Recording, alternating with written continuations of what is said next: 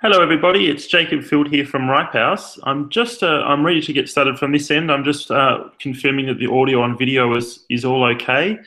If I could just get you to type into the chat box there, just under the video window that you see, that you can see and hear everything okay. There should be a slide up with the orange title, Know Your Purchase Strategy at the moment.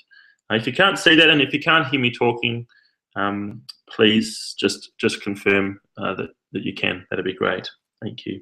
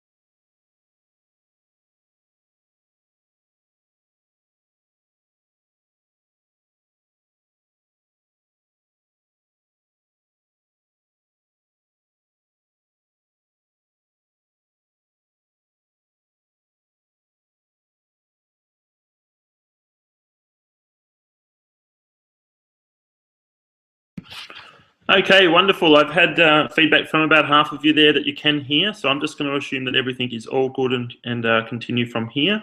I did just send through an alternate link to the webinar. I'm using software that syncs in with Google Hangouts, which do a great on-air webcasting package, so you can actually view the webinar at the same time through Google Hangouts. So I have sent that to your email address as well. You might like to check that out as well. It's a second option. I might just jump right in and let's get started. Tonight is a one-off event. I haven't spoken on this topic or this content before. Some of you, I can recognize a few names from attending webinars that I've hosted in the past. So hello to you all, and thank you so much for your time. I really do appreciate it, and I definitely will try my best to make it worth your time on a Sunday evening. So I'll jump right in and get started. The topic of this evening is Know Your Purchase Strategy.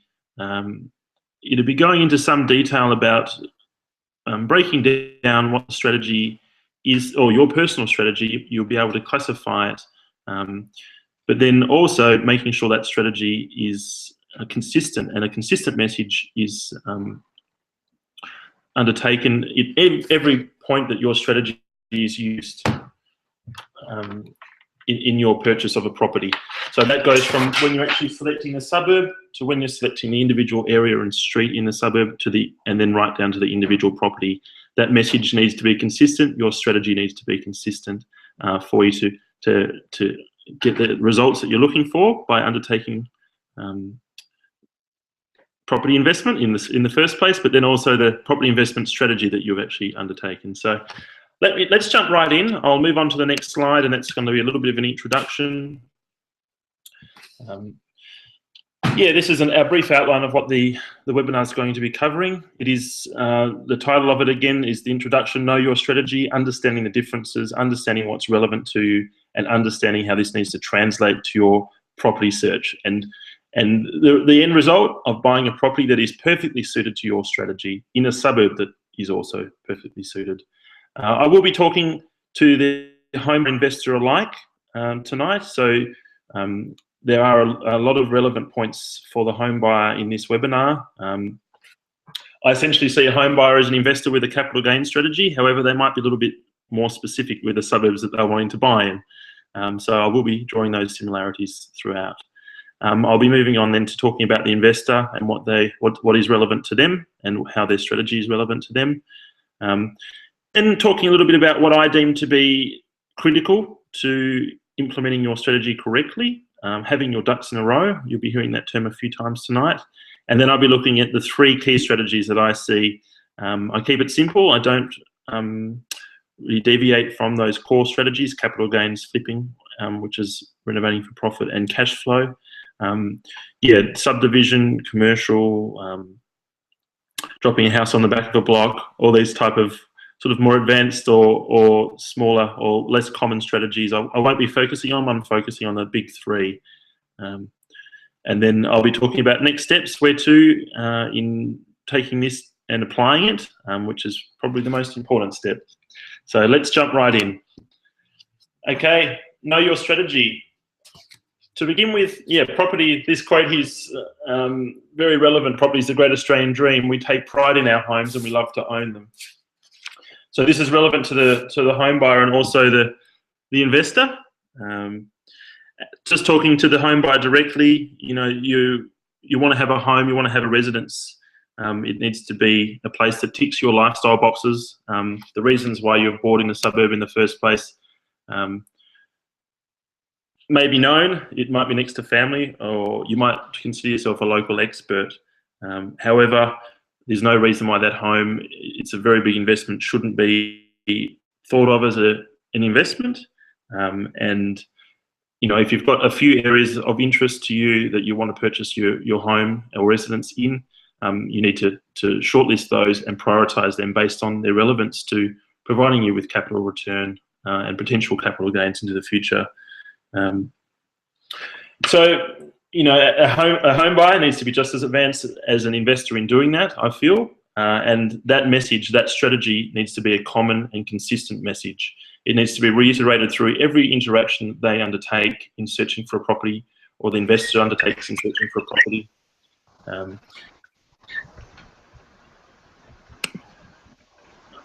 Okay, I think I've just got someone off mute there, so I might just try and mute everybody. Sorry about this.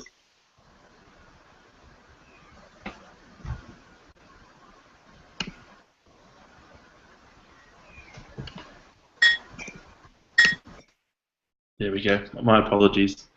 If I can just let Chris know, you've got your video camera turned on and your audio, so I'll just get you to. I've turned it off from this end, but you're also able to turn it off from your side as well. I'll just jump back into that window. Excuse me there. Okay. Yeah. Yeah. What I really have to stress upon, and this will be a consistent theme, is have conviction to your strategy and make sure at every touch point in your property selection, your suburb selection, your street selection, that message is clear and reiterated, and at no point is it compromised.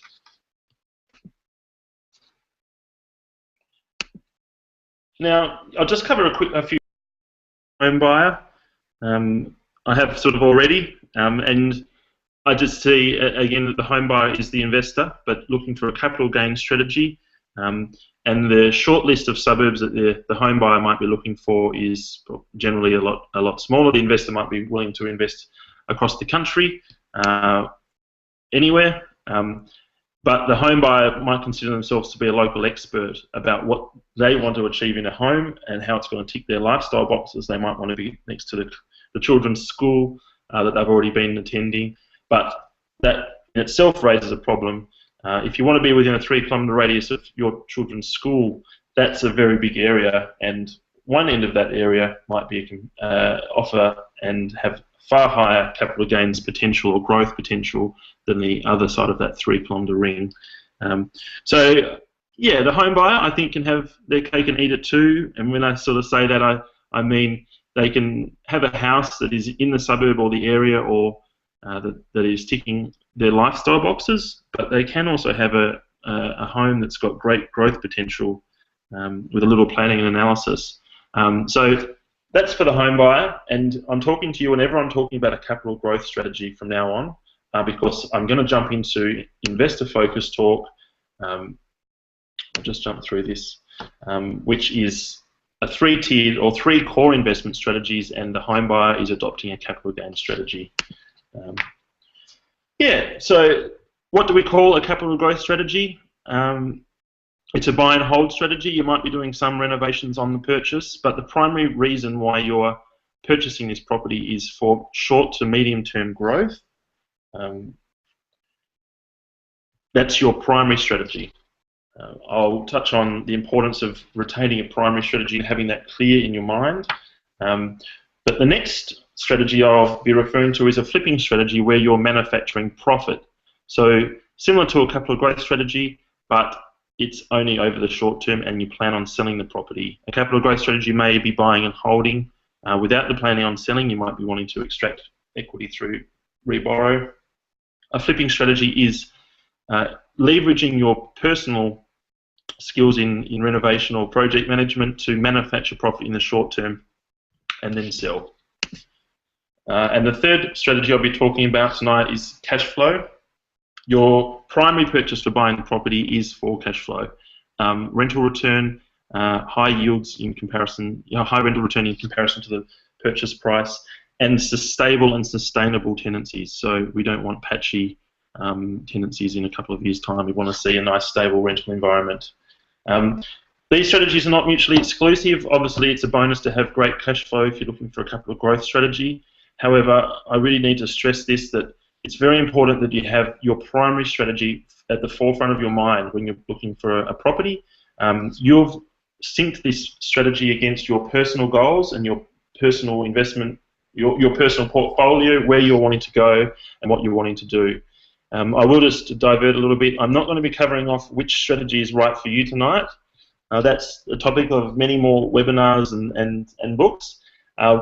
What I can sort of say is these are the 3 core strategies that I'd like to focus on that I think cover off a huge amount of the population as far as their chosen investment vehicle. Yeah, syncing these in with your personal goals, it's a very subjective issue.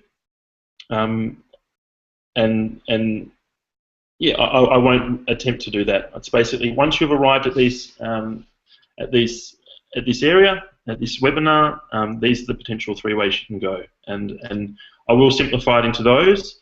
But as I say, they're not mutually exclusive. If you're looking for a capital growth property, you might be negatively gearing. Cash flow is not a priority, but for some people and for most people, capital growth and cash flow go hand in hand. So there will be a little bit of overlap. However, you need to make sure if you're purchasing for capital growth that the suburb area and the property are all in a line and they are going to perform against a capital growth strategy. So that's what we're doing tonight. Yeah, my slides have fallen a little bit behind there, but you need to have clarity and conviction. And when I say getting all of your ducks all in a row, what I mean by that is you need to execute your strategy from end to end. If you're buying if you're ultimately buying a property that's going to provide you with cash flow, you need to find a suburb that is generally yielding very highly, but has also got a very stable tenancy. I'll go into this in a lot more detail about what having your ducks in a row means for each strategy. But a quick example, the individual area or street in the suburb needs to be having a high proportion of renters. Rental demand needs to be high in that particular area. There's no point buying a property for cash flow if it's in the highest owner-occupier pocket of the suburb.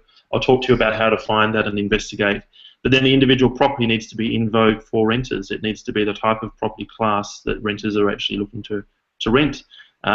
Therefore, tenancies might be more stable and longer term. It presents better cash flow. Once again, it's just as important to the home buyer or the investor. the home buyer is adopting a capital growth strategy, they need to have their ducks in a row as well. They need to make sure that the suburb area and street are all consistent with their message. Let's jump right in and let's look at a capital growth strategy.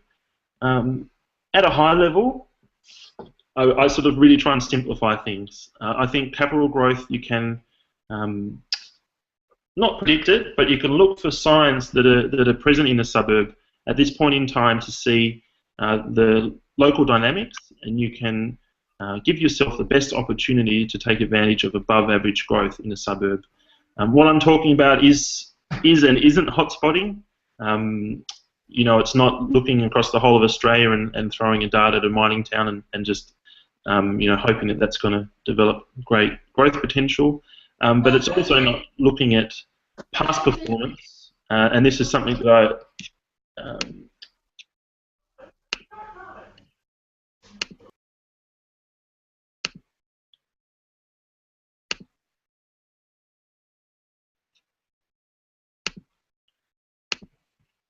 sorry, Michael, I've just seen you drop in there and your microphone is on. I'll just actually try and change these settings so nobody actually can come in there with their microphones.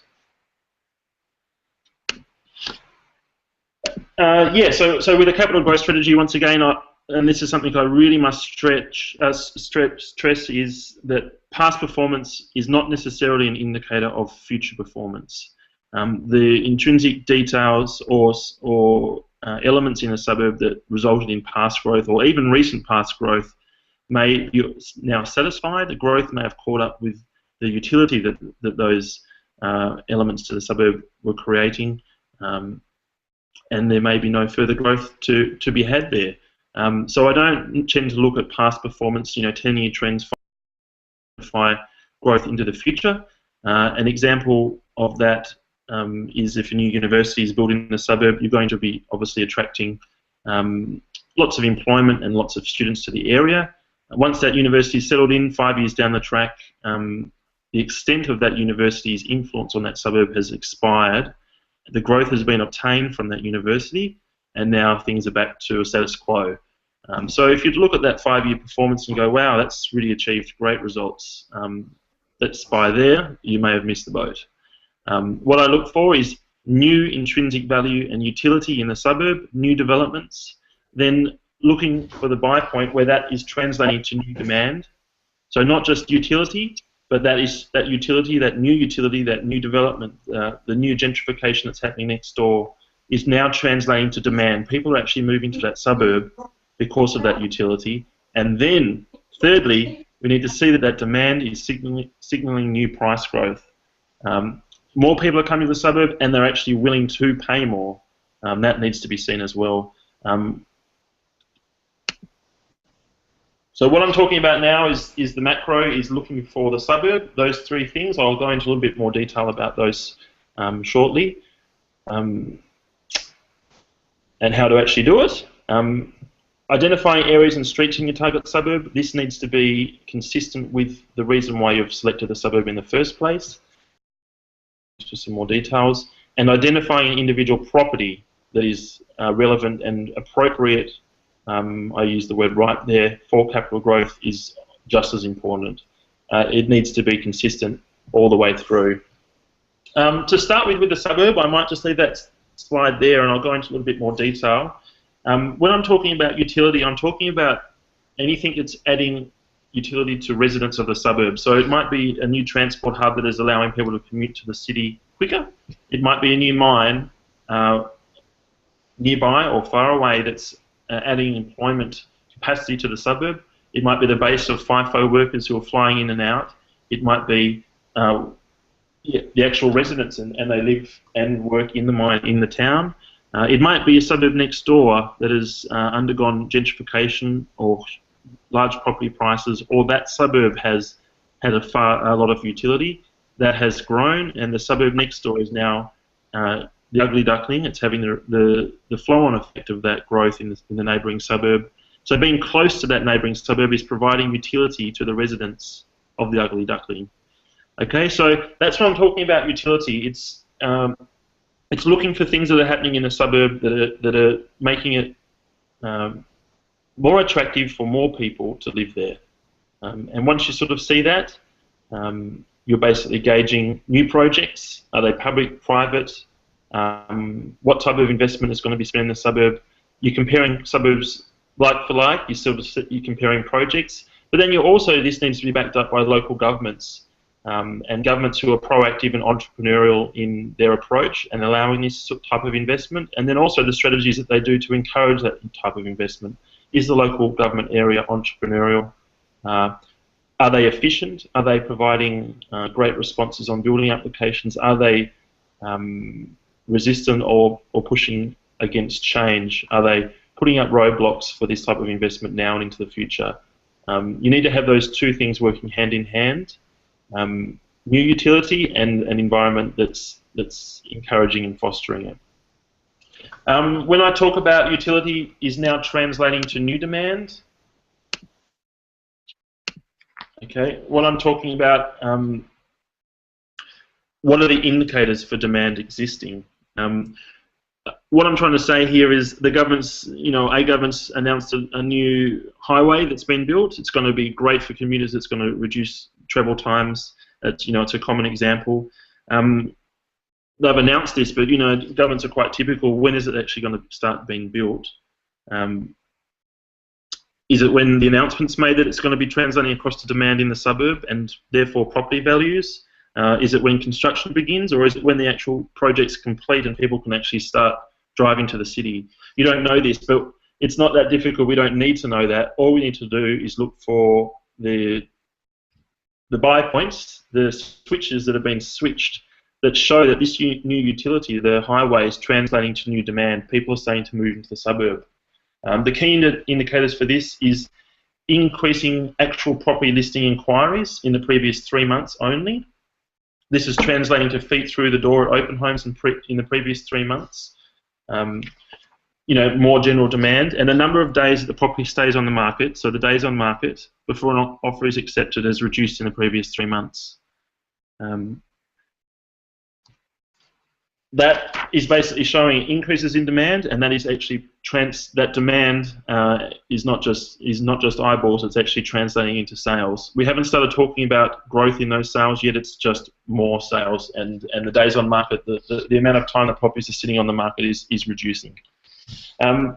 What the next problem is seeing where that extra demand is actually starting to translate across to growth. And we don't want to be behind the 8 ball here. It's not once the market's started to move. We need to start seeing indications that it's about to move. We need to start seeing that buy point, and we don't want to miss out on growth. So we've got the utility. We've seen that in the suburb. We've shortlisted suburbs based on projects, based on things that are happening, mining towns, whatever it is. We've seen that demand is actually resulting in more eyeballs, and also days on market has started to trend downwards. Now we're looking for a couple of signals to show growth is starting to happen, and the first one that I look for is sales volumes are increasing. So days on market is not just decreasing. There could be no new listings, but sales volumes is increasing. There are new listings, days on market has decreased, and sales volumes are up. This is actual sales, and this is in the previous 3 months. That's the first buy signal, and the second is an increase in the median suburb rental figure. There's new demand in the suburb. It's driving in purchases, it's driving in renters, and that's going to be followed by investors. Investors are going to be moving into the suburb, and they're going to be purchasing, and that's extra demand in the suburb. That's more money, that's more demand, and that's going to be pushing up prices. So they're the leading 2 indicators that I look for. More investors in the area.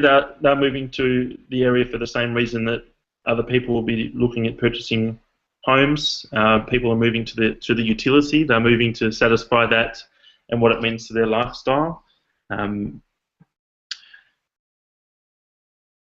we're focusing on now is it's just natural market dynamics. It's demand and supply. It's looking at what's changing the demand. It's looking at assessing the demand and when it changes and how that's been satisfied, and getting in before the growth starts to happen in those scenarios. So that's how you shortlist suburbs. That could be anywhere across Australia. It really does give you a shortlist to then focus on. It needs to be timely. It needs to be a 3-month rolling assessment, because you are trending and comparing all of these buy signals in the previous quarter to the previous 12 months. I don't look any further past that, because it needs to be relevant to what's happening in the market now. And obviously things like the on-market demand, number of people through open homes, that can be a subjective measure. It's the number of eyeballs on a property listing on a website can be measured and is displayed. That needs to be gauged. Yeah, so that's how you shortlist basically, or how I would suggest shortlisting a number of suburbs for a capital gains strategy. The next critical point, something that cannot be understated, is making sure the individual area that you're looking for in this shortlisted suburb is consistent with the overall suburb. So the reason why people are moving to the suburb, that utility needs to be reiterated in the street or the area of that suburb. That utility cannot be excluded or be irrelevant to that area. What I'm talking about now is it's easy to look at individual streets, Main Street, areas around schools, look for consistent chunks of property, 1 to 200 properties, which will give you a sort of sample size to assess these things.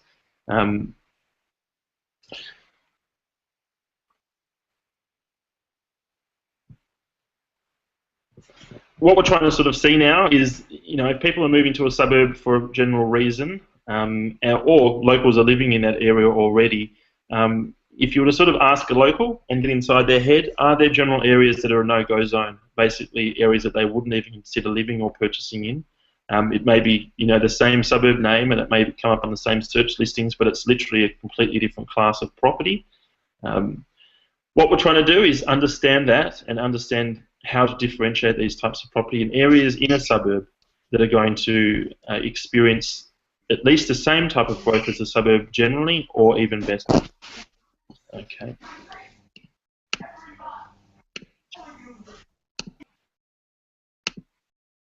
So how do we do that? How do we look for individual areas in a suburb that are going to achieve growth consistent with the suburb or even better?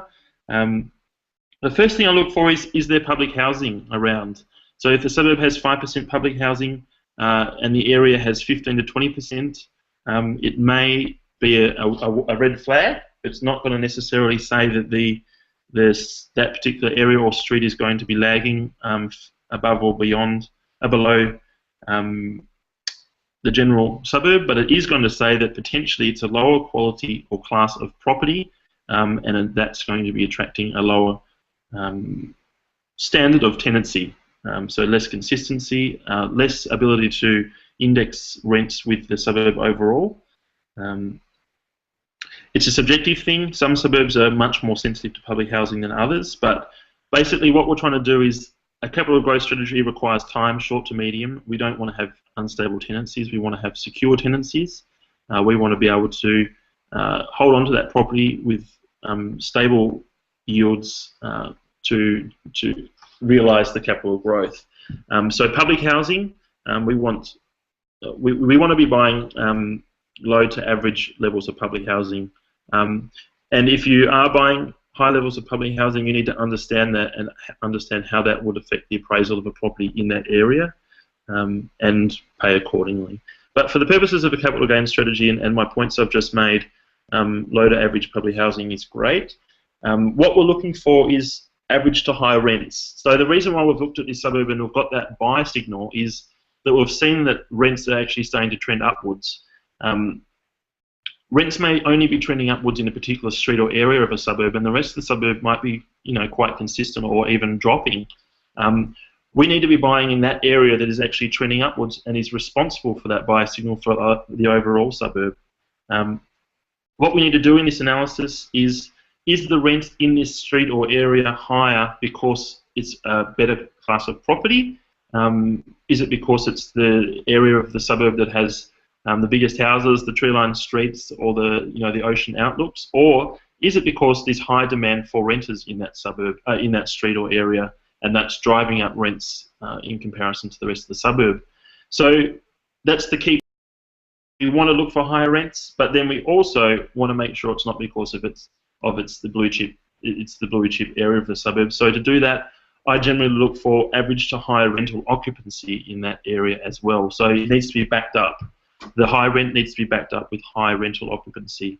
What I'm saying there is it's got a higher than average when compared to the rest of the suburb amount of renters in that area, and those renters are actually paying a higher amount for per week for living in that property.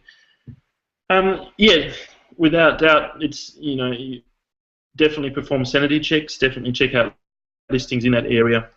Assess the standard of property. Is that rent linked to the ocean view?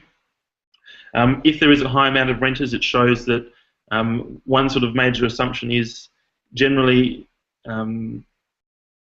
there's a lower percentage of renters for the high class of property. This is a big assumption, but there is a very close linkage between high amounts or high percentages of rental occupancy and high rent being attributed to growth and demand for new tenancies in an area, as opposed to the standard of property. So definitely perform a sanity check and look at the listings in that area and see if they are of a high standard.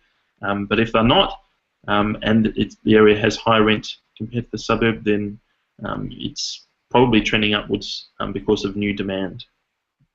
And the other thing that I like to look for in an area is, with high rents, is does it have average to high incomes, household incomes backing up that high rent. This is another little security measure that will provide stability in tenancies. Yeah, if people are stretching themselves or incomes are lower and rents are high, it may result in patchy tenancies going forward. So that's just another little check and balance I like to add to my high rent sort of analysis. What we're really trying to do is the reasons that have attracted us to the suburb in the first place, so we're seeing rents increasing, need to be mirrored at an area level as well. Rents need to be increasing and now at a higher level compared to the rest of the suburb, and these need to be backed up in a sustainable way. That's basically what I'm looking for. Once those two ducks are in a row, we need to move on to the property level, the third duck, and make sure that that is consistent with the suburb and the area. We don't want to have done all this, obviously hard work and due diligence and analysis on these suburbs and areas for nothing. We want to make sure that it's not compromised, and we don't want to be purchasing a property that's just not going to perform against that strategy.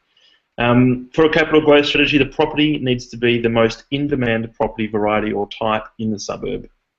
That's simple. We don't want to be left with a white elephant. We want something that's going to be driving demand. It's the type of property that people are moving to the suburb to buy in. It's the type of property that people currently live there in. We don't want to go against the grain. If the most common property class is a 3-bedroom house, that's what you should be targeting as an investment, and that's what most of the rental and investor and home buyer demand is going to be after. The one caveat in the sanity check is just check out.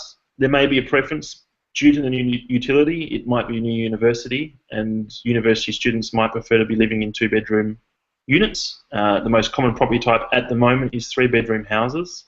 Just check if that is swaying in favour of a different property class. So even though right at the moment, a particular 3-bedroom house is the most common property in the suburb, all the new rental listings and all the new for sale listings are 2-bedroom units. It might show that the new utility in the suburb is changing that breakdown. That's the sanity check. We need to be sure. Yeah, and generally, the assumption is that the most common type of property is going to be most in demand, and that's consistent with our message across the suburban area analysis. What I'm talking about now is how I sort of see capital gains, and this has been applied across numbers. It's been I've looked at metrics across the Ripe House database for property values, for what's around property, what's in suburbs, seen how growth has been attributed to different metrics in the past, and I've been able to create these models. This is all relevant to Ripe House version 3, which has actually been launched on Wednesday. We've been working on this for almost a year.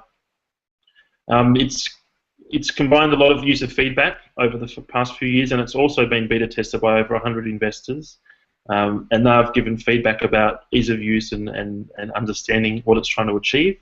But basically it can be summed down to, this is great, this is all well and good, but these are just numbers. How do I actually bring this back to me, to my personal strategy? I've got a capital gain strategy. How do I make it easier to understand and apply that strategy? I've talked about adopting a capital gain strategy, what it means at those 3 layers. I might just jump into a really quick example. It is using the Ripehouse version 3 tool. It's for illustrative purposes. You can achieve all of this manually and outside of Ripehouse, and proceed that way. I will just do a demonstration of Ripehouse, and it does illustrate what I'm talking about quite nicely. So let's just jump in here to a suburb map within Ripehouse.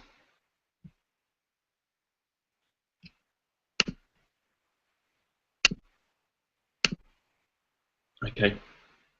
What I've done now is I've just loaded up a search window. So the first area in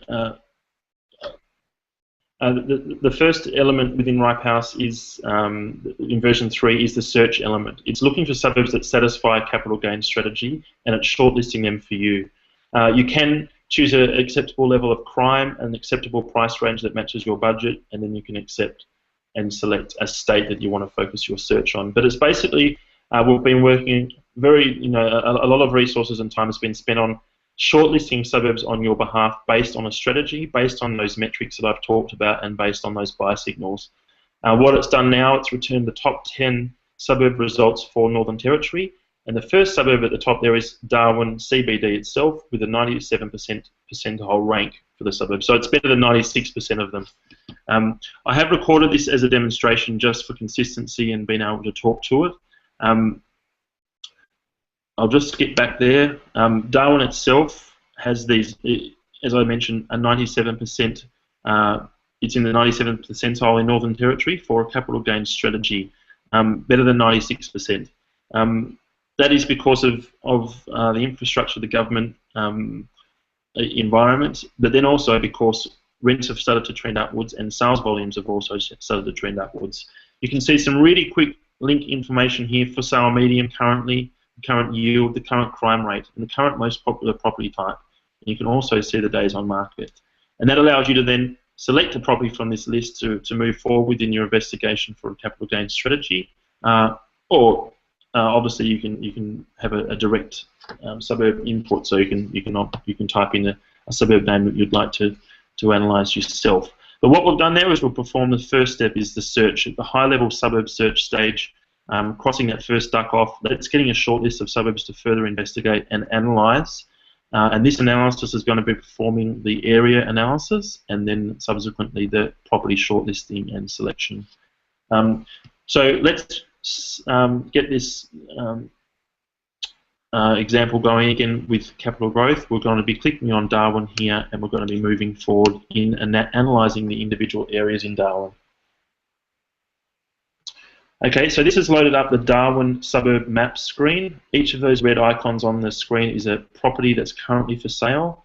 We can zoom in and out on the suburb map, and we can see the white outline there is the Darwin CBD boundary.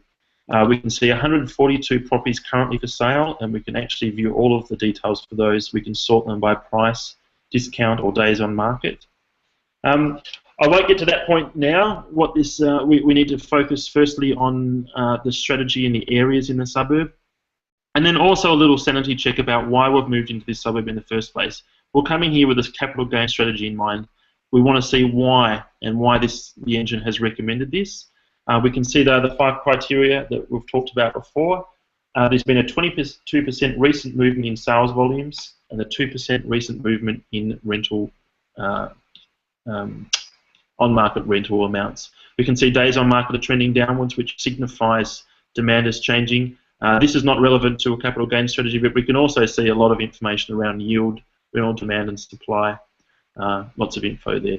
So that's basically the first check and balance you do. Why has the engine suggested Darwin as a suburb?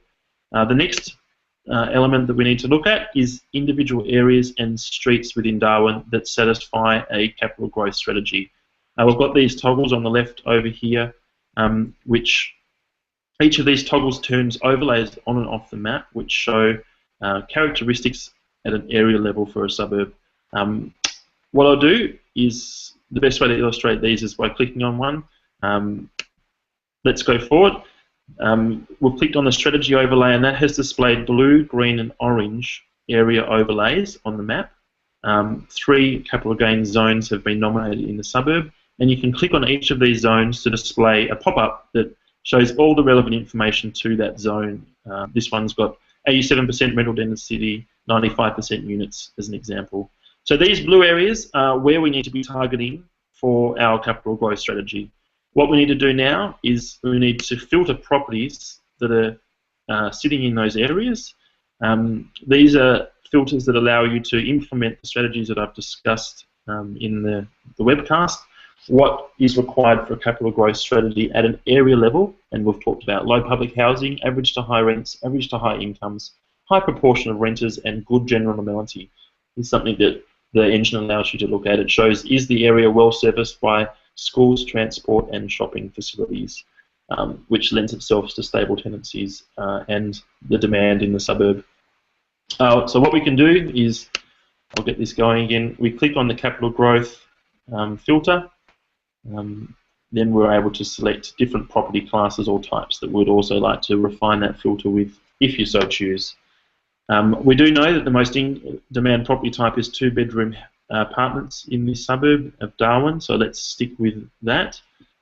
Let's not deviate from the norm, and let's apply that filter. We've come back with 17 properties that are currently for sale that fit these requirements, that are in capital gains areas in a suburb. We can turn that overlay off, and we can see what went into it. We can turn the public housing overlay on. The darker the red, the higher public housing concentrations. Excuse this here. We can see when we hover on an area, we can click on it. When we click on a property, there's an icon that appears. We need to make sure we don't click on the icon, and we go back and click on the area behind it. So that's displayed. This has a high percentage of public housing compared to the suburb, 11.2%, where the suburb average is 7%. The green areas there are owner-occupiers. The green areas here are houses. The purple areas here are, I'll slow this down, my apologies. Yeah, so the green areas here are owner-occupiers, and the yellow areas are predominantly renters, and that's compared to the suburb generally. So that's the occupancy type analysis. The property type analysis, the green area here is a high proportion of houses or semi-detached.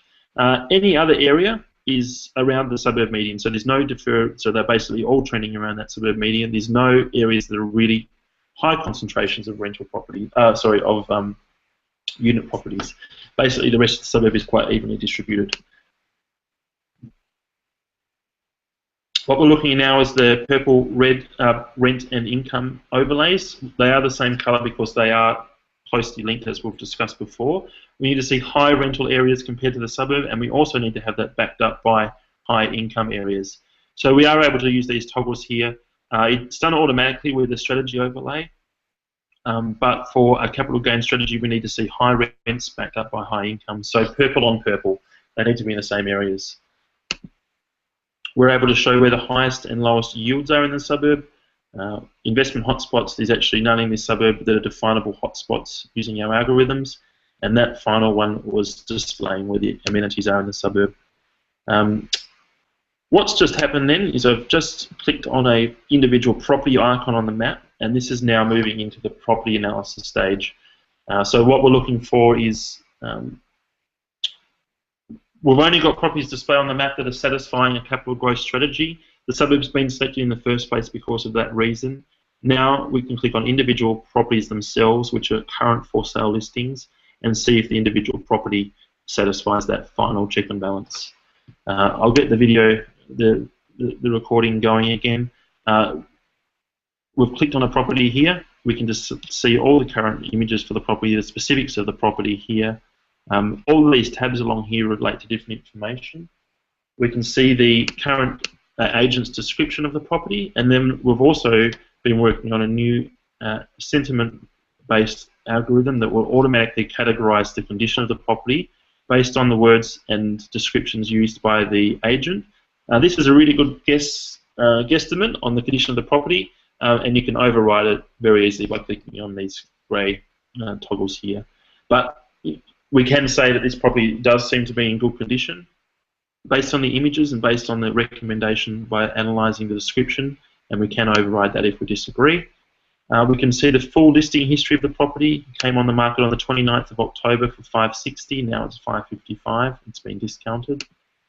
We can then click on the tab here to view all the suburb information that we've just seen in a different format. It's nice and succinct here. And we can see the individual area. How does that area relate to the overall suburb? So we can see that in real numbers.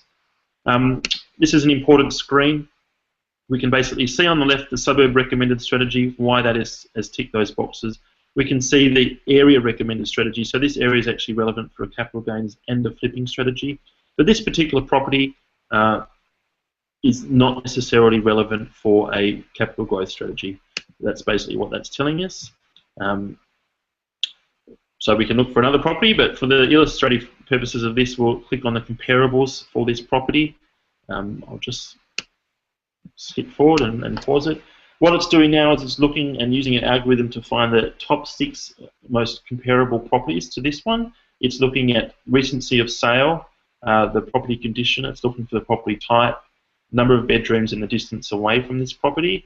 It is actually able to integrate for sale listings into this comparable process, and it's able to do that. For sale listings are massively important. It's a really great illustration of what's happening in the market now, as long as you know that the average amount that a property is discounted in the sale. So if it's, the average listing is 600,000 in the last in the recent times, but they generally sell for 550. You know that discounting amount there, and you can discount current for sale listings and use them as a comparable, as long as you're aware of that for sale status and amount. They can be discounted. You can remove a comparable if you disagree, and the next most relevant comparable is moved into the mix. The same process is applied to rent comparables. And once we've fine-tuned this list here and we've got our comparables nicely organised, we can then click on, sorry, let's jump back and forth here, the appraisal tab. So that's going to use those comparables. It's going to look at the location of the property and what's happening in the market there to determine a fair appraisal for this property. It's starting with that comparable amount, and it's running it through some gates based on the location of the property and how we've determined that that location will affect the appraisal of the property. So people are less likely to pay for a property that's not well serviced by school, shopping and transport, and in this class of suburb that potentially has high amounts of public housing. So that then shows you that adjustment. And this is what I'm talking about now is a lot of new features and functionality, but you're able to then print a report that has all of that information that you can then take with you to an open home, or even use as a basis to negotiate with an agent. I have really tried to illustrate how you can do this visually, how you can undertake this process personally without the use of Ripehouse, what you need to look for, and then also obviously by using the version 3 of the software to employ these strategies and make them something that's far easier and decrease the time in research and due diligence. I do apologise for that. I did think a recording was going to be the best way for me to proceed with that tonight, just allowing me to talk to it and not actually perform the functions and do 2 things at once, but it did actually prove to be quite hard to follow and work. So I do apologise for jumping back and forth on that. Yeah, the good news is that this information webinar will be set as a recording, so if you wanted to skip back and forth, I'll be providing the link for that. And I will be providing a lot of the content for this webinar in a far more comprehensive and thorough manner as an ebook, which will be coming out. The link will be sent for that in the next 48 hours as well, leading up to the launch of the new software. So let me switch back now to the slides. Just bear with me here.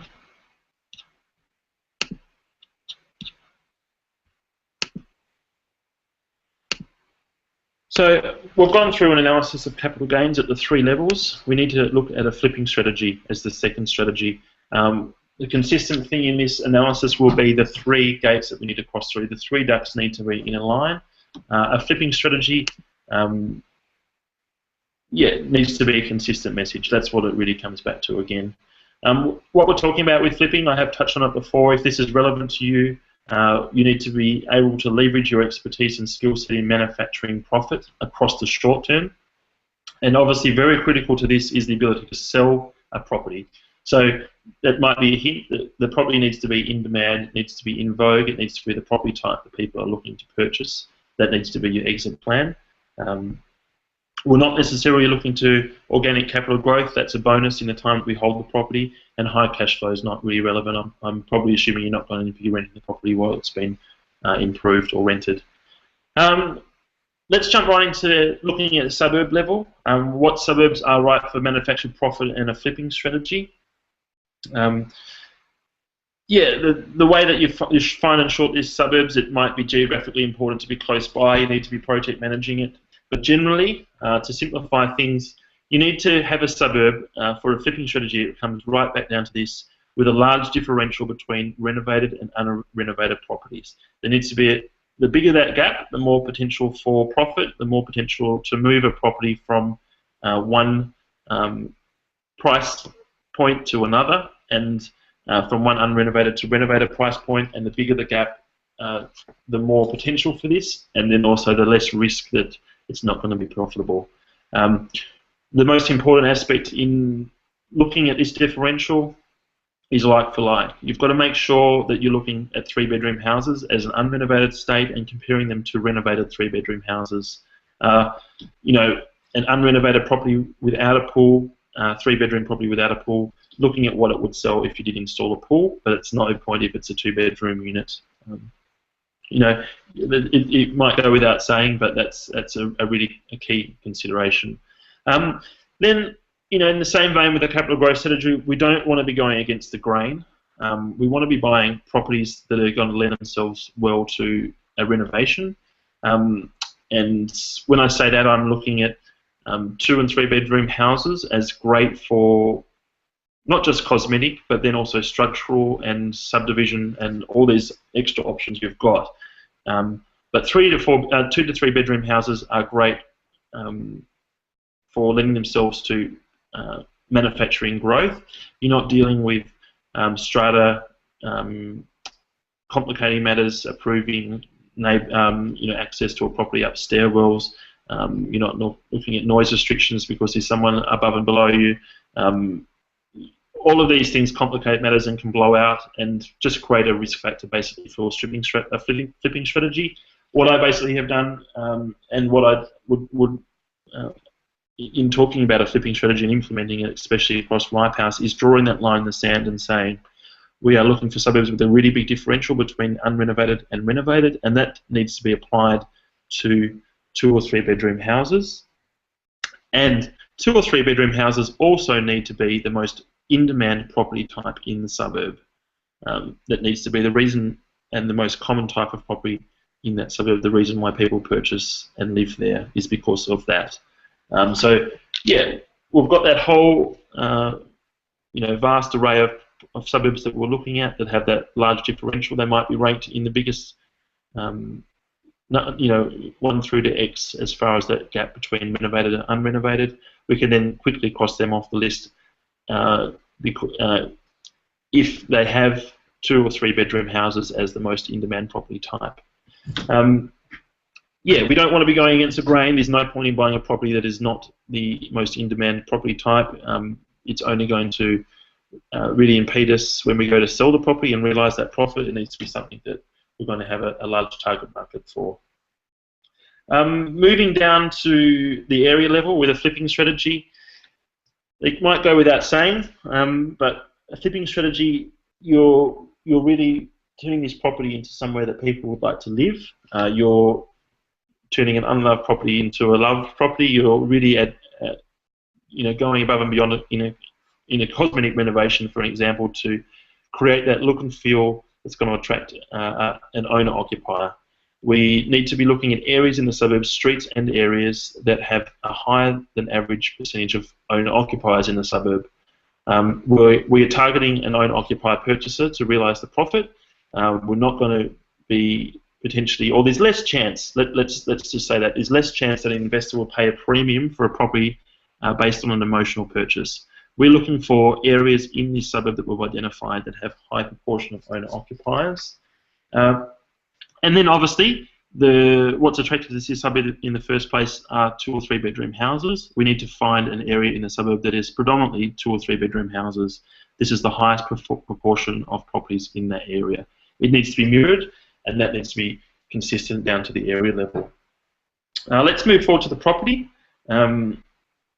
This might be obvious, but we need to find a property that is a 2 or 3 bedroom house. That's basically all we're looking for at the property level. That's how we make sure that our strategy is consistent across those 3 levels. What I'm going to do is I'm going to jump into a really quick illustration of a flipping strategy using another pre-recorded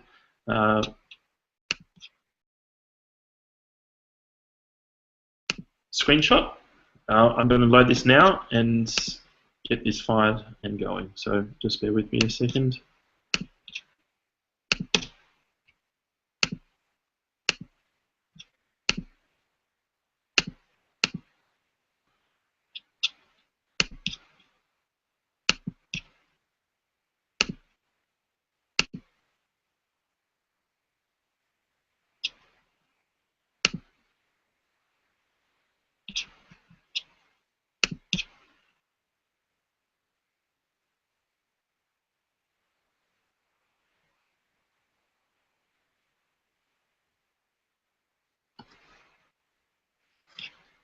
Just to confirm with all this flipping back and forth that everyone is seeing okay.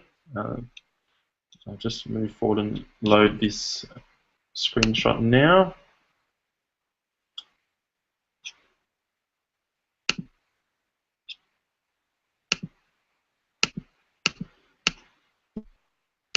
Okay, and I'll just see that there now.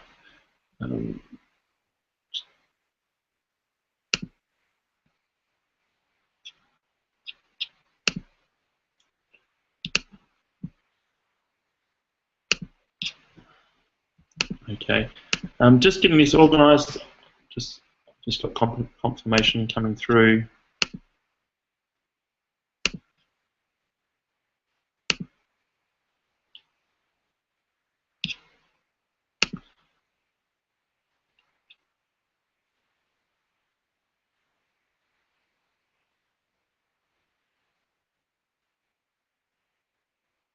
Okay, yeah, that's great.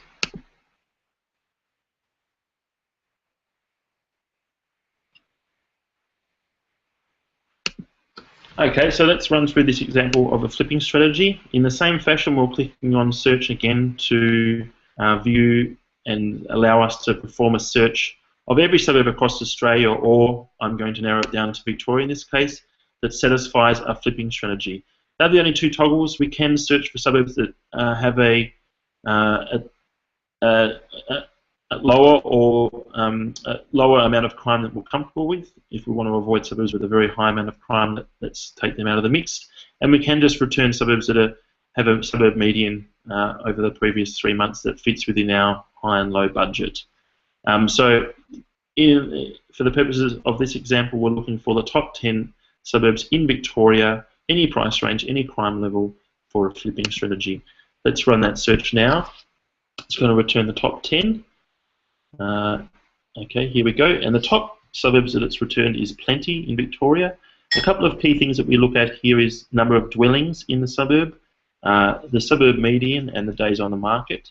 I like to see a suburb that has quite a high number of dwellings for a flipping strategy, just so we've got a reliable sample size and a small amount of days on the market. So let's click on Glen Iris. Now this is what we've used as the example here, just because of those things. It's a good starting point if we weren't sensitive to areas.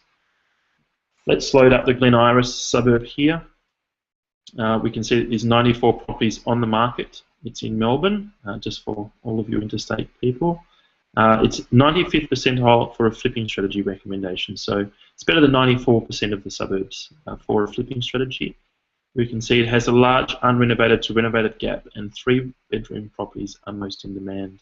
You can see that gap here. It is very large in this case, so I'm assuming there are a lot of really high-class properties in Glen Iris and maybe a lot of units. 3-bedroom units, houses are the most in-demand property type. Let's once again click on the strategy area overlay.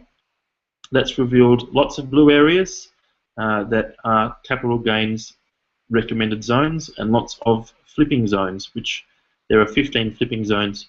What it does, there are quite a few flipping zones now that are actually existing in the suburb but are not displayed on this map, and that's because the overlays give priority to a capital gains strategy first, then a flipping strategy, then a capital growth.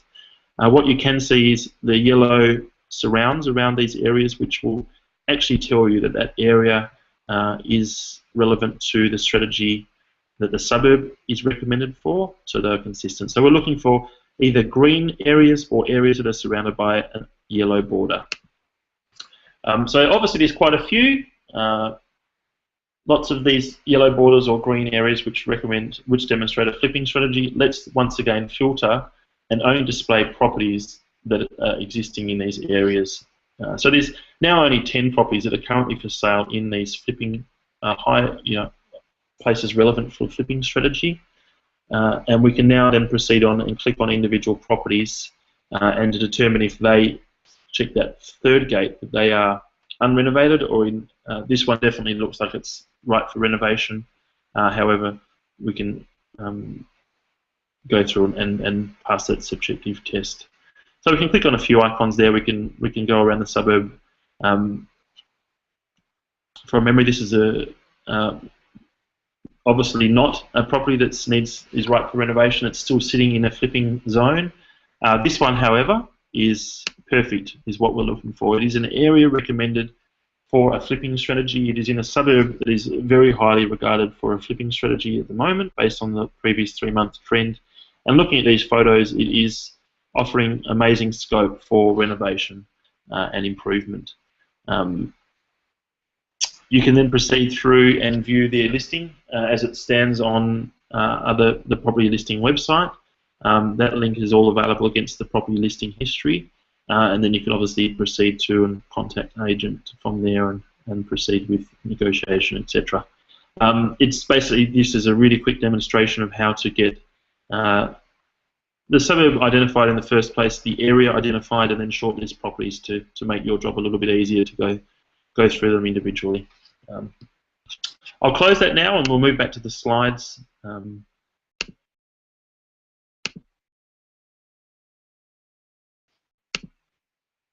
Now there is actually a chat bar on this in Google Hangouts or in Stell's seminar, which either technique that you're using to watch the webinar.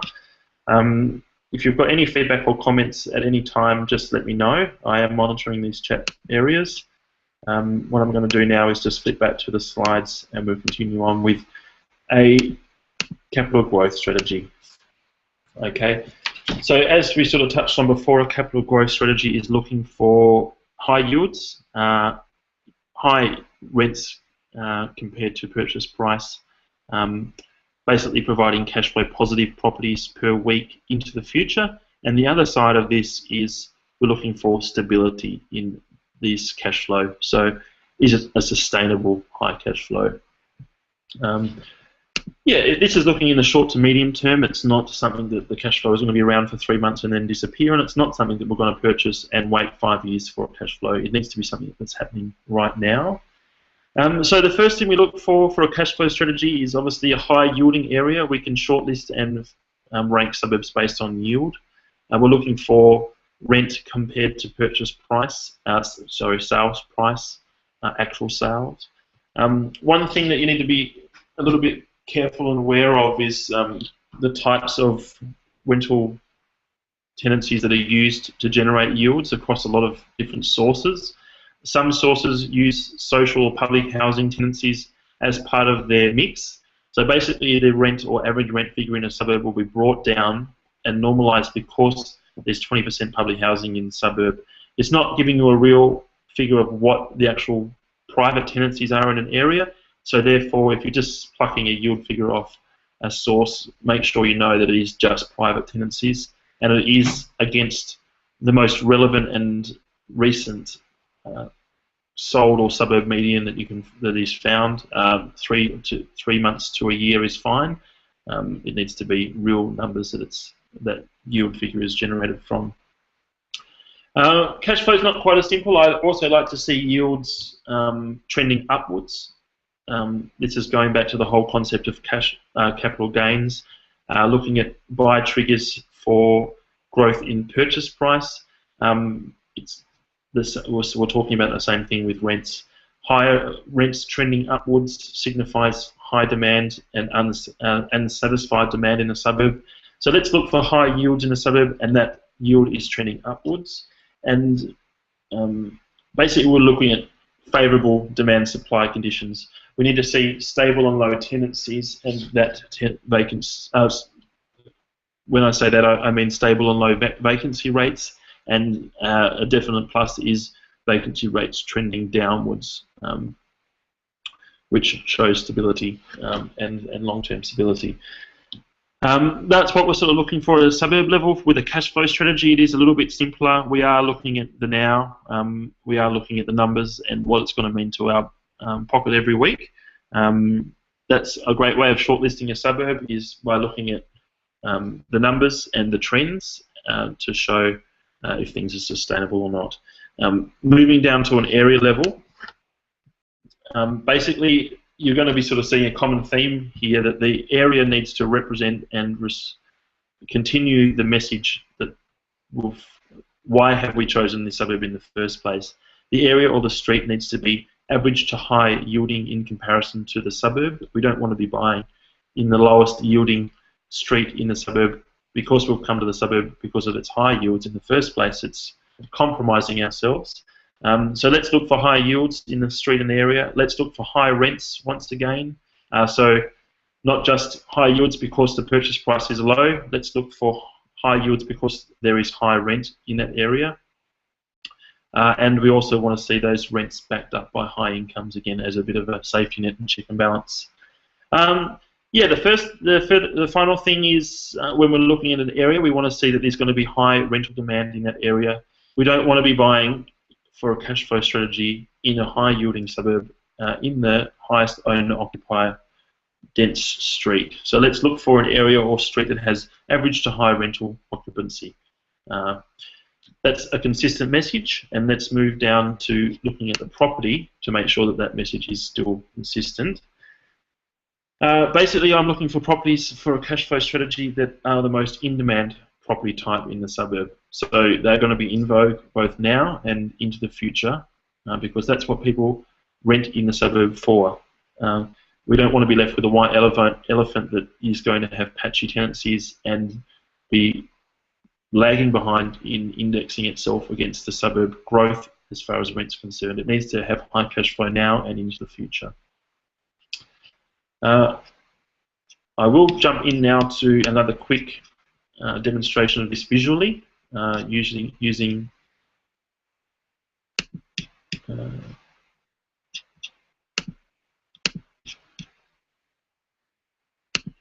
another quick presentation.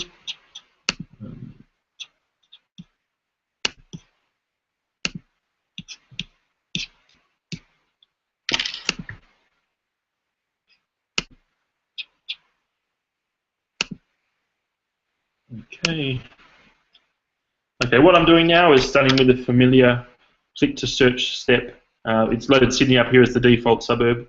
Let's now click on cash flow as a preferred strategy, and we'll go to Victoria again, our old favourite.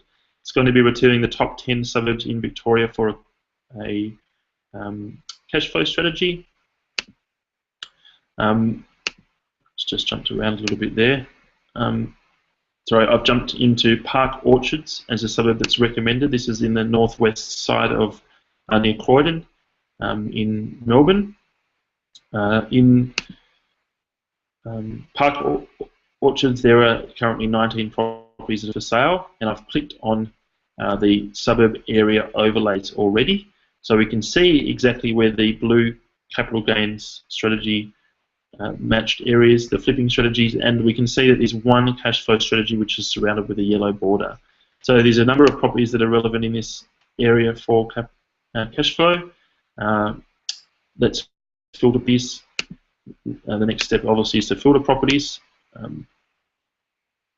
We have done here, we've got 5 properties that are now in this area, and now you can proceed in the same way that we would for a capital gains or a flipping strategy in analysing the individual properties, making sure that they are the most in-demand property type for this area.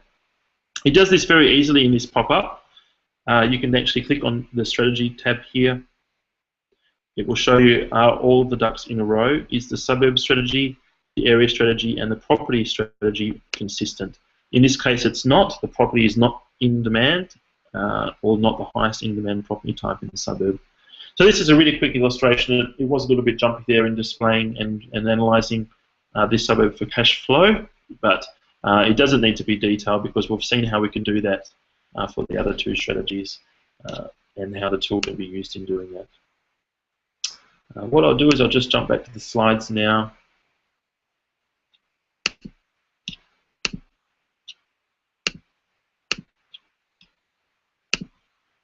Okay, I'll just move forward. So we're talking about the next steps now. We know the reasons why you would match a individual strategy against your goals and outs. Do you want to generate capital growth? Do you want to generate cash flow, or do you want to manufacture growth in the short term? We'll then look to what constitutes a suburb to be relevant to an individual strategy, an individual area in those suburbs, and then individual properties. I can't stress enough the consistency of message and the making sure at each of those points none of them are compromising the other. It's a consistent message. All of your ducks are in a row. Where to from here? This webcast and the content is expanded upon in an upcoming ebook that's going to be promoted as part of our launch promotion, which is coming up in the next few days. Ripehouse version 3, what you've seen tonight as part of this webinar, the functionality is coming out as part of version 3, which is launched this Wednesday at midday. A lot of you, I can see some familiar names of current subscribers to Ripehouse version 2 users. And a few people who have even been part of the beta group who have used the version 3 of the software. It's been amazing and great feedback we've had from the beta group, and we have implemented some really awesome functionality based on that feedback and fine-tuned and corrected functionality based on that feedback. So version 3 is coming. It's coming this Wednesday. It's going to be when it's launched and available. For some class of membership and users who are currently with Ripehouse, it's a seamless transition and they're automatically activated. And for others, there will be a difference in membership. So for those, there'll be a registration page. Yeah, basically the functionality for version 3 comes back to 3 main areas. We've got the search level, at the suburb search level. We've seen how we can search for individual suburbs by strategy, by crime, by price point. We can actually search for properties that match strategies as well, for any current property that's currently for sale across Australia that is most relevant to your strategy. In that property search, you can actually fine-tune it down to properties that are currently in a distressed state, therefore having very motivated vendors. Has the listing and listing history jumped back and forth between private auction or fixed price? Has it been discounted dramatically? Are there words used in the sales description that are hinting at a very distressed or motivated vendor? And then you move on to the analysis stage and the functionality that's been demonstrated. Once you've moved into a suburb for a particular reason, a particular strategy, you can find the areas in that suburb based on that strategy. That's been fine-tuned and streamlined a lot from previous versions of Ripehouse, where we just gave you the numbers, the ability to analyze. Now we synthesize it and relate it back to you and to your strategy. And for any property that's currently on the market, we can view a full appraisal, comparable analysis, condition report, and print this report off. It's a very detailed and comprehensive report. You can use this in negotiations with agents, in taking to an open house and making notes, agreeing or disagreeing. It's a really great base of information to use. And you're able to actually print off reports at a comprehensive level for the suburb as well, so all the key information. I will just stress for the home buyers, there is a different price point and a different structure of functionality relevant to the home buyer. It's only focusing on capital growth, the capital gain strategy, and there is a limited amount of reporting available for a property. It gives you just what you need to purchase a property to live in, not to invest with, but it is just what you need and nothing more. So it is satisfying what you're going to be looking for in the tool. Yeah, I'll jump straight into questions and answers. I know I've been jumping back and forth with windows and the ability to chat in these windows. For those of you who are in the original webinar window, there is that chat bar that's below the video there. That comes through to me. And for those of you who have moved across onto the Google Hangouts window, there's a chat bar on the right-hand column if that's not displayed for you. If you scroll your mouse over to the left-hand side of the Google Hangouts window, there's a menu that appears. The top blue chat button there can be clicked to reveal the chat toggle on the right. I'll just type a message in there now to demonstrate me, and everyone can participate in that. If not, and if people are having problems with that, just pop it through via email and I'll get back into it.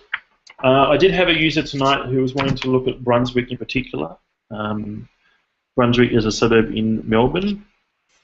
I have been able to load up Brunswick, and I had a quick look at it before the webinar. It was an email that was quite close to it. There were a few emails more generally talking about strategy and not location.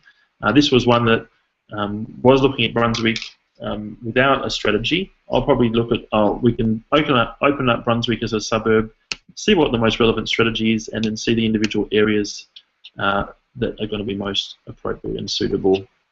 So let me just switch over to this window.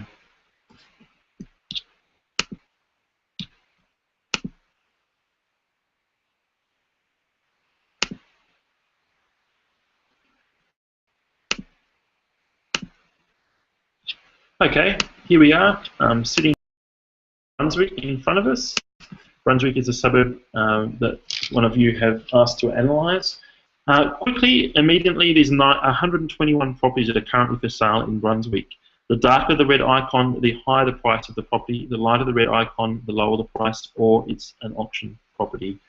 What I might jump in quickly is just to gauge how Brunswick compares to the suburbs around it. Is it an ugly duckling? Is it more expensive? We can click on the neighbourhood comparison button here, which will bring up information relating to the closest 10 neighbouring suburbs within 5 kilometres. Anything further than 5 kilometres is not displayed if it's less than 10. We can quickly see how the current for sale, sold, for rent price compares to others nearby, how the current days on market figure compares, current sales volume, current vacancy rate and current yield. So just looking at this quickly, it's slightly more expensive than a lot of its neighbours immediately close by, but 3 kilometres away, there's a lot of more expensive and higher priced suburbs and pockets. Yielding is around even or generally around the same as its closest neighbours. So we can't really gauge a huge amount out of that, but it's a very useful tool. Probably a really key consideration in this suburb is its days on market is considerably lower than a lot of its neighbours. This seems to be a lot of demand in the suburb at the moment, and we can then see if that's also giving other buyer triggers. Overall, the suburb has been assigned a cash flow strategy. Wrighthouse has recommended the cash flow strategy for this suburb. It's ranked higher compared to other suburbs for a cash flow strategy as opposed to a capital growth or flipping strategy. We can click on the detailed strategy analysis to see why. 8% growth in sales volume recently, rent's quite stable, days on market is trending downwards, which is good. For sale listings is also trending downwards. Quite a large differential between renovated to unrenovated. 1-bedroom units is most popular in Brunswick, and yields is trending upwards by 2% in the previous quarter. We can see average rent, we can see for rent volume and vacancy rate, currently 2% in the suburb. Okay, that's given us a really quick snapshot of why cash flow is relevant. Let's have a look at the areas in the suburb that are relevant to a cash flow strategy. There are currently 5 areas that are relevant. We can see the yellow areas here. Let's click on this large one. In this particular area, there's 7.07% of public housing, 49% rental density, so 49% renters, 56% units, 3.4% yield, and the average rent in this particular area or street is $400 per week, and the average household income gross is $1,055. Now, let's filter properties based on this strategy. Let's go with this cash flow strategy and run with it. It might not be what our user was asking for, but they can see how they can run with a cash flow, capital growth or flipping strategy if they'd like. It's brought it down to 35 properties that are relevant to this strategy in the suburb.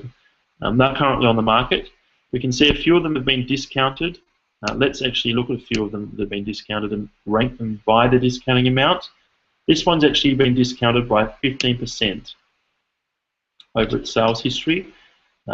It's actually an off-the-plan property by the looks of it. It is a new apartment, which gives me an indication. Some apartments in this complex, and what we do generally see with some of these discounted properties, the agent will list one particular type of unit in the sale. It might be the 2-bedroom unit for $375, and then they'll flip back and forth. In a couple of weeks' time, they'll put a 1-bedroom unit for $320 by the looks of it, and so our engine sees the change in listing price as a discount, where it's just the agent flipping back and forth between the property that they deem most appropriate to sell at that time. So let's click on the actual listing there, and that will load it up in another window.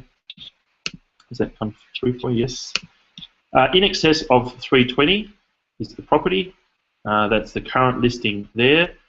We don't know that it was actually once advertised for $375. We can find that out, obviously, in Lifehouse there with the listing history. But right now, at this point in time, they're advertising 1-bedroom units in this particular block off the plan for sale. So that actually, that property is off the plan. It actually does belong in an area that is right for a cash flow strategy in this area. It may validate some further investigation. Let's click on one of these here in this nice, big, juicy cash flow area. It does look like a very nice new apartment again. It's in very good condition according to our automatic sentiment analysis of the description. It's consistently been listed at $349 since the 13th of November. We've got all the suburb KPIs there, and this particular area is recommended for the strategy, and the particular property is recommended for the strategy. So this might be one for further investigation.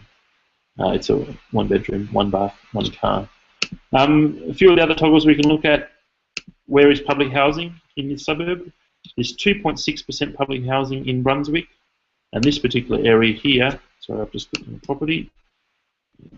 I'll zoom in a little bit here so we can click on this area nicely. This particular area here has 40% public housing. That makes a huge difference to the class of property in this street or area. You can see how far and away different 40% public housing compares to the overall suburb average of 2.6. And it's something to be really, really careful and wary of.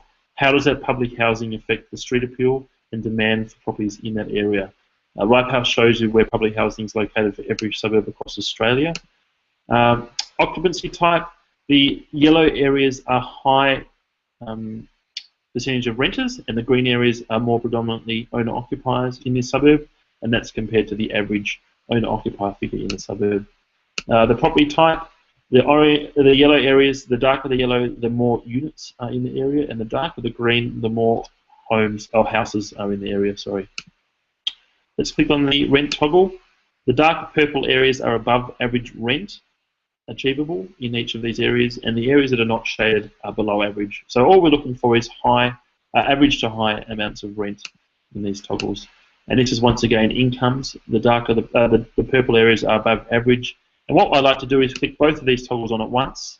If an area is double purple, it means the rent is backed up by high income. Let's have a look at yields. Basically, there's no real bright spots coming through here, which signifies very even yield across the suburb. The average suburb yield is 3%. The yellow areas are high yielding in comparison to the suburb. Excuse me, I've just clicked on the property here. So I'm just trying to take shortcuts. We do need to zoom in so we can actually click on an area. This particular area is yielding at currently at 4.6%, while this area up here, shaded in green, is 2.6%, for an example. Investment hotspots. There's actually no definable investment hotspots in this area. With three types of investment hotspots. The blue chip zone is a defined area of higher priced property sustained over the previous 12 months, and that's surrounded by other zones that are of higher priced property. So it's a peak. If you think of it, the suburb price as a mountain range, that's actually the point and peak of the mountain. And a cold zone here would be the trough, would be the valley. Gentrification zones are areas of the suburb that are going up in value quicker than anywhere else. If they were to be displayed on the map, they would be displayed as blue, orange, and green areas highlighted. It's only when those areas have been analysed and found. Basically, because there's no areas, it does suggest that price is increasing quite evenly across the suburb. There's no definable hotspots. And amenities can be switched on. So we can see there's lots of schools in the area. We can see all of these bus routes. There are key bus routes throughout Brunswick. And then we can also view, if we look in shopping districts and shopping centres.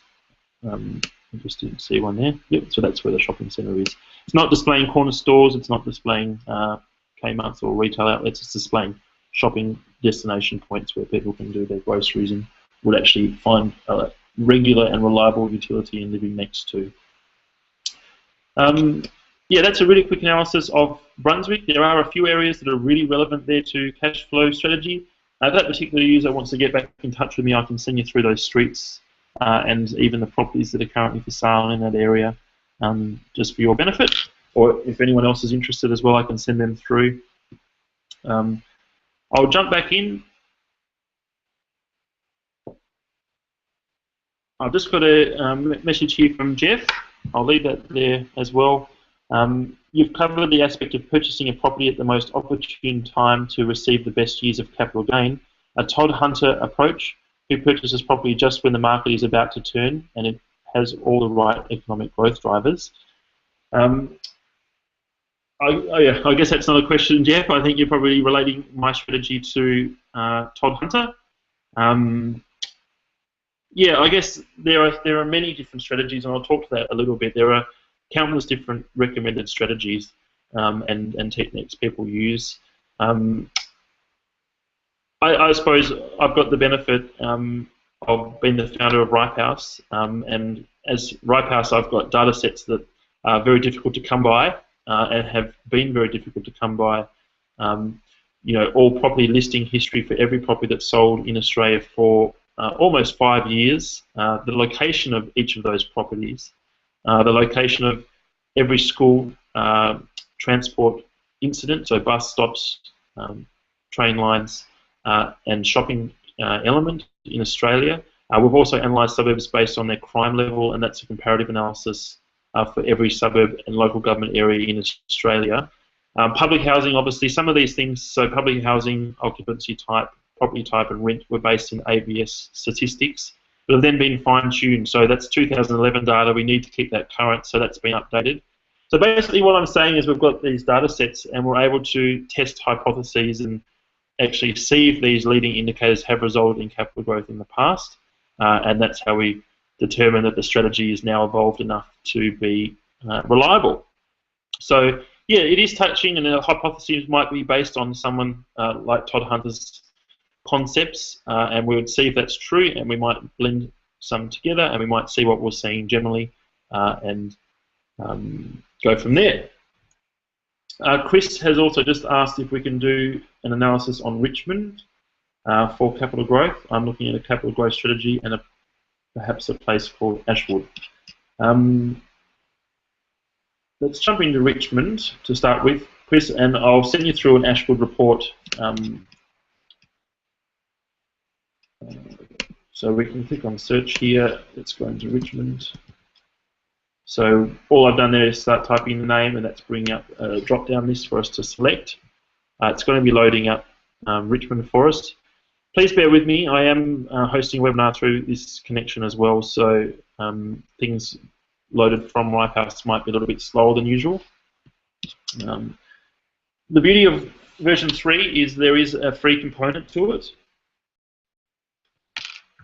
Please forgive me. It is actually logged in as a free user now on my account. So this is actually the free view of Richmond. So basically, if you just go to ripehouse.com.au/invest, that will bring up Sydney as the default. You'll be able to click to search to fine-tune your suburb. Anybody can do that.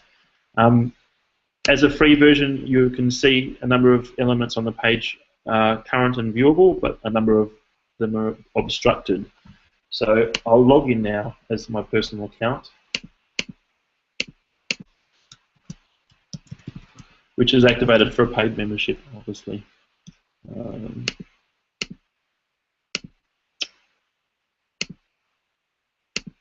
Just navigating back and forth. So let's load Richmond up again, and this is using my own account, which is paid.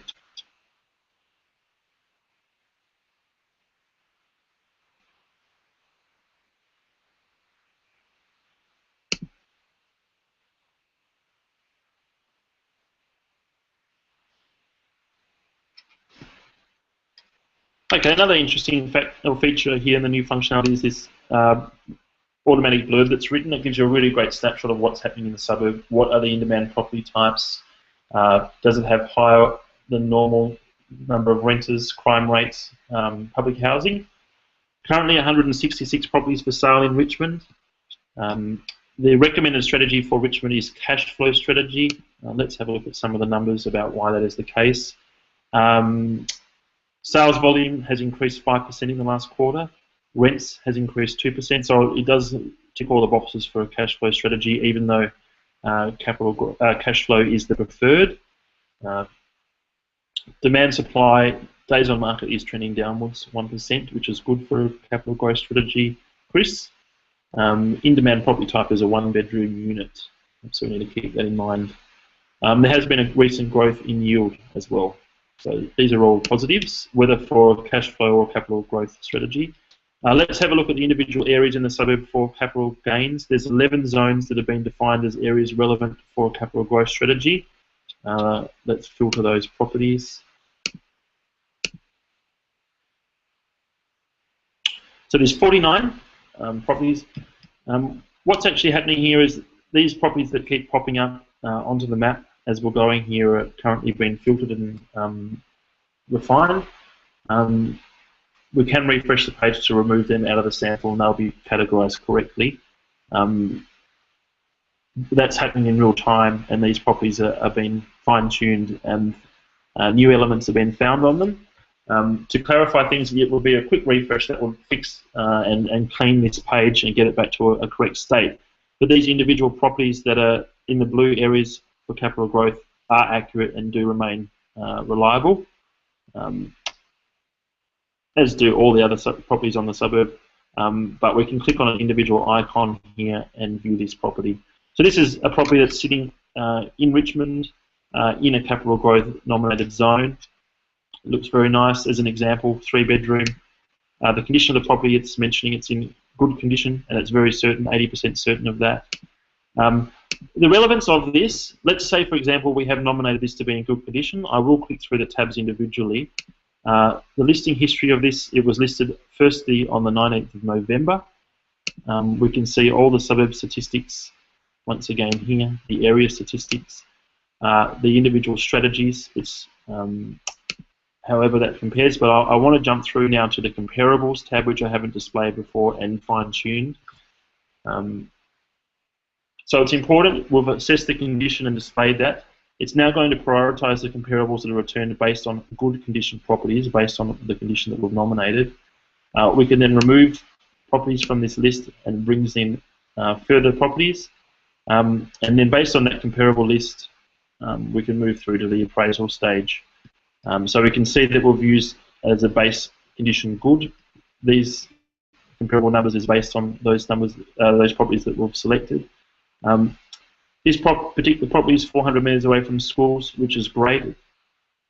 Generally means for this class of property in a city capital, this close to a school results in a 2% higher likelihood in or value in purchase price. Once again, it's a little bit too far away from a shopping centre to be in that sweet spot, in that optimal zone that's going to result in highest demand, and a little bit far away for transport for this particular class of suburbs, so people generally want to be a little bit closer. So going through all those things, you could say that the appraisal price based on the comparables is a little bit lower than average, but we can also see here that the estimated rent is $800 per week and the yield is 4.5. We can click on the report tab and we can print that report with all that information if we need to. I'll send through a suburb report to you, Chris, on Richmond and also on Ashwood. Sorry, I just did see your comment there about filtering for your price range. Let's filter properties with the max price to 600. Okay, so there's 28 properties that are currently for sale. You can see starting at 329. There's a one better here that's 450 that's been discounted 5%. That is 2041 Margaret Street. So let's filter these by discounted amount. I'd like to see that. Unit 40471 Abigail Street has been on the market for 76 days. It's been discounted 10%. So that would suggest to me that the vendor is starting to become quite motivated. For whatever reason, it might have been too high a purchase price in the first place.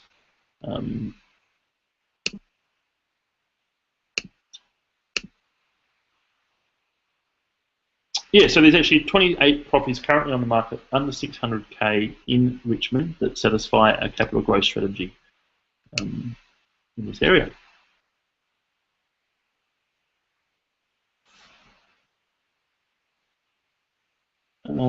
Sorry, Chris, did you just mention that you couldn't see that screen? I do apologise.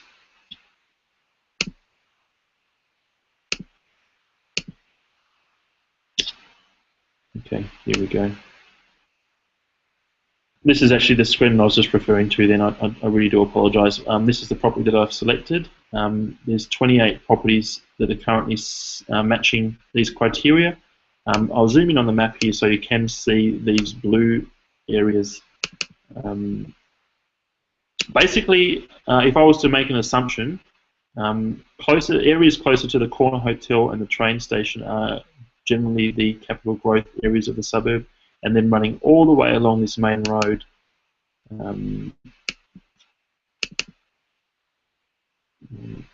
Sorry, I've just misclicked on something there. Following on from that train station is all capital growth areas. I'll send you through a suburb report there, Chris, that will really summarise that for you. Yeah, if there's any further questions, I won't take up any more of your time. We've gone a long way over time. I am happy to talk and discuss any questions that you might have or any concerns. I'm really glad that you've spent the time and persisted with me, and I hope you've found it really beneficial. And yeah, I'd love to. I'll pop it through an email tomorrow with a summary and these slides, and also the ebook is coming. Jeff, I'll just talk to the question. So the owner occupier purchase is 129 per quarter, so 43 per month, and then there is a for the investor price point. You've now got the option of an annual subscription, which will be discounted for the launch by 20% down to $636 per year, or it is. So I just don't have this in front of me, $258 per quarter if you'd like to purchase it in that way. Yeah, so the annual subscription will be discounted as part of the launch for a 24-hour period. Yeah, If there's any further questions, guys, pop them through an email. I'll forward out the answers to everybody. I really do appreciate your time, and I hope everything's been quite beneficial. If not anything else, an analysis of what's required to maintain a consistent message in your strategy for capital growth, cash flow and flipping. It needs to be a really consistent message across all those different levels at the suburb, the area, and the property level. I can't stress that enough, and it's not something that's actually stressed by many other sources. People just recommend the suburb, jump on this bandwagon. It's a hot suburb at the moment, and they don't give you the full information of where you need to purchase in that suburb, and you could be left holding a white elephant, which is obviously not desirable. So once again, thank you very much for your time, and I'll talk to you soon.